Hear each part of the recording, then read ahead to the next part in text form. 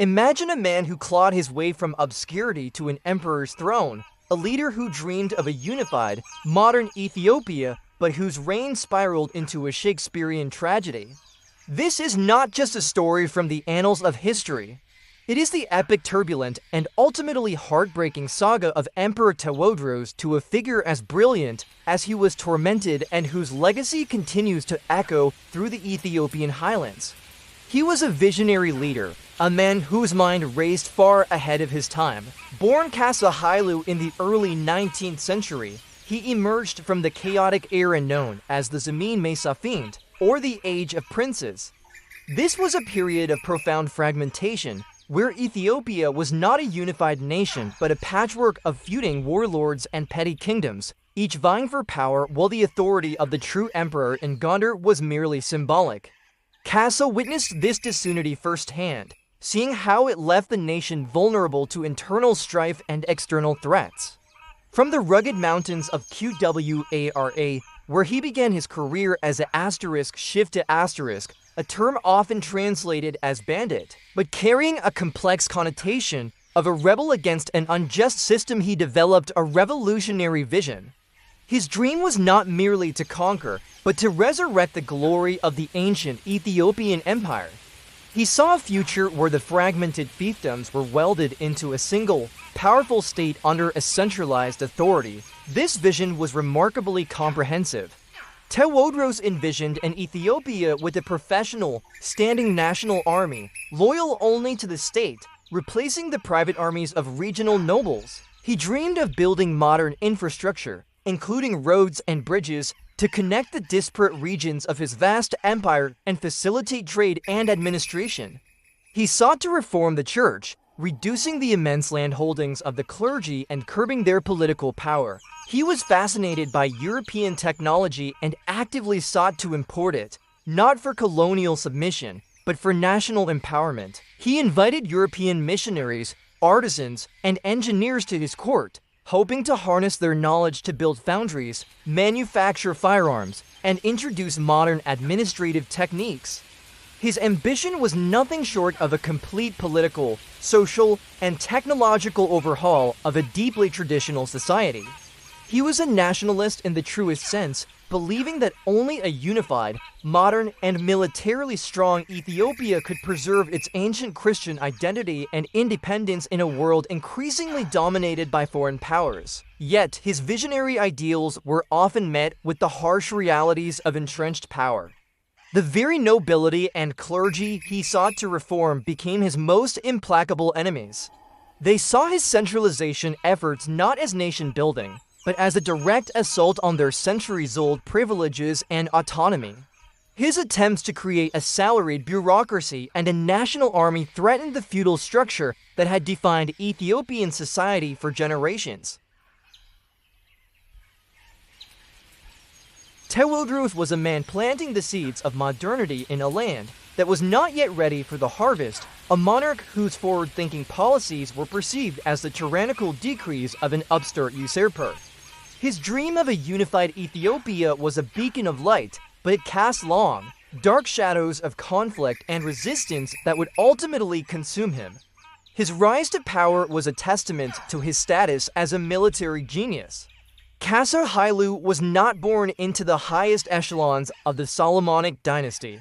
He had to conquer his throne, and he did so with breathtaking speed and tactical brilliance. His early days as an asterisk shift to asterisk were his military academy. Leading a small band of loyal followers, he mastered the arts of guerrilla warfare, learning how to use the treacherous Ethiopian terrain to his advantage, launching swift, decisive attacks and winning the loyalty of his men through personal charisma and a reputation for fairness. He cultivated an image of a righteous outlaw, a Robin Hood figure who protected the peasantry from the rapaciousness of the local lords. This popular support was the foundation of his military strength, allowing him to swell his ranks with volunteer soldiers who saw in him the promise of a better future. As his power grew, Kasa transitioned a guerrilla leader to a master of conventional warfare. His campaigns against the powerful regional races, or dukes, of the Zemene Mesafint are legendary. He was audacious, often facing armies far larger than his own. In a series of decisive battles, he defeated one warlord after another. His tactics were innovative and unconventional. He understood the importance of morale and discipline, training his soldiers to fight as a cohesive unit rather than as a collection of individual warriors. He was a master of the surprise attack and the strategic feint, constantly keeping his enemies off balance. The Battle of Guramba in 1850 and the Battle of Gorgora-Bikin in 1853 saw him crush the forces of Rasko-Shuzud.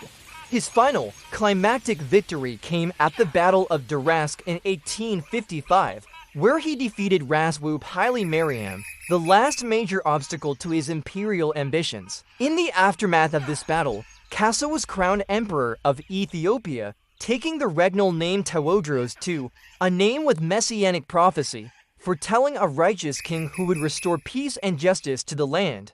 His military prowess had not just won him a crown.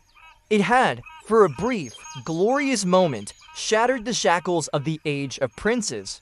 His intellect was as sharp as his sword. He was a modernizing intellect in a medieval world. Tewodros II was possessed by an insatiable curiosity and a profound understanding that military might alone was not enough to secure Ethiopia's future. He was obsessed with the idea of modernization, a concept he equated with technological advancement and centralized administration. He established his capital at Magdala, a natural mountain fortress, but his vision extended far beyond its ramparts. He was one of the first Ethiopian rulers to actively seek out and attempt to replicate European technology. He gathered a group of European artisans and missionaries, whom he affectionately called his European children, and tasked them with his grand projects. His most ambitious project was the creation of a domestic arms industry. He understood that relying on imported firearms was a strategic vulnerability. He set up a foundry at Gafat, near his capital, and commanded his European craftsmen to build cannons.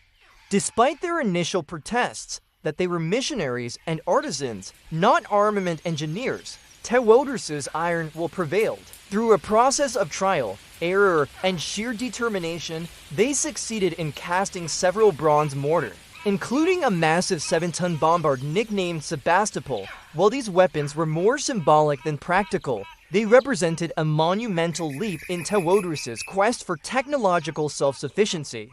Beyond armaments, he initiated the construction of a network of roads to link his empire, a project of immense scale given the rugged Ethiopian landscape. He also attempted to abolish the slave trade, a deeply entrenched and profitable institution, declaring it an abomination that weakened the nation.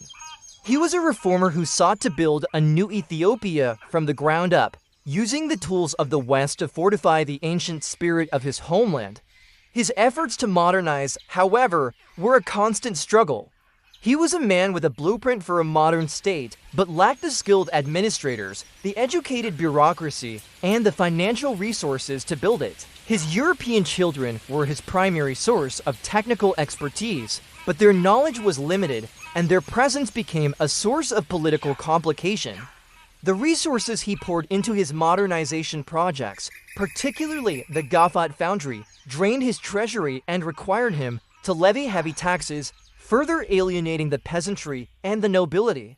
His modernizing intellect was a candle in the dark, illuminating a path forward, but the winds of rebellion and tradition threatened to extinguish it at every turn. His frustration grew as he saw his grand designs founder on the rocks of internal opposition and logistical limitations. He was a king who could see the future, but he was trapped by the constraints of his present.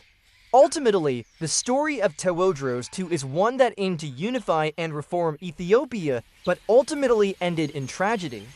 The very qualities that fueled his rise, his unbending will, his ambition, and his intolerance for disloyalty also sowed the seeds of his downfall. As rebellions flared across the empire, fueled by the nobles he had dispossessed and the clergy he had alienated, Tewodros' methods became increasingly brutal. His visionary zeal curdled into paranoia and despotism. He who had once been a protector of the common people became a tyrant, imprisoning, torturing, and executing suspected enemies. The national unity he had forged through conquest began to crumble under the weight of his own harsh rule. His great dream was turning into a nightmare.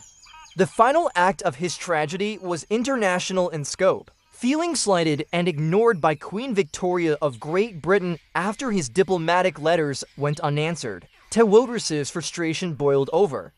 In a disastrous miscalculation, he imprisoned the British consul, Charles Cameron, along with several other Europeans, hoping to force the British government to acknowledge him and provide him with the skilled artisans he so desperately wanted.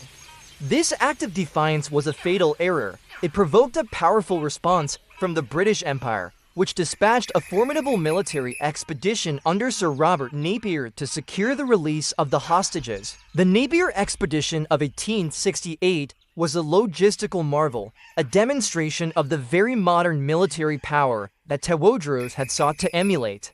As the British forces advanced, Tewodros' empire collapsed around him. The regional lords he had long fought, such as Casamercha of Tigray, the future Emperor Johannes IV, actively assisted the British, seizing the opportunity to topple their rival. Abandoned by his people and his army, Tewodros made his final stand at his mountain fortress of Magdala. Outgunned and surrounded, he watched as the British stormed his stronghold. On Easter Monday, April 13, 1868, rather than face the humiliation of capture, Emperor Tewodros II, the great unifier and modernizer, took his own life with a pistol that had been a gift from Queen Victoria. His death marked the end of a tumultuous and transformative reign. His legacy is complex and deeply contested, a tapestry woven from threads of brilliance, ambition, and patriotic fervor. He failed to achieve his ultimate goal of a permanently unified and modern Ethiopia, and his reign ended in personal and national catastrophe. The British looted Magdala, carrying away countless priceless treasures, including Tewodros' crown, a devastating blow to the nation's cultural heritage, yet his vision did not die with him. The idea of a modern, centralized Ethiopian state, the very dream for which he fought and died, was picked up by his successors, Johannes IV and Menelik II, who would build upon the foundations he had laid. Tewodros II remains a towering figure in Ethiopian history, a tragic hero who dared to dream of a new dawn but was consumed by the fires he ignited.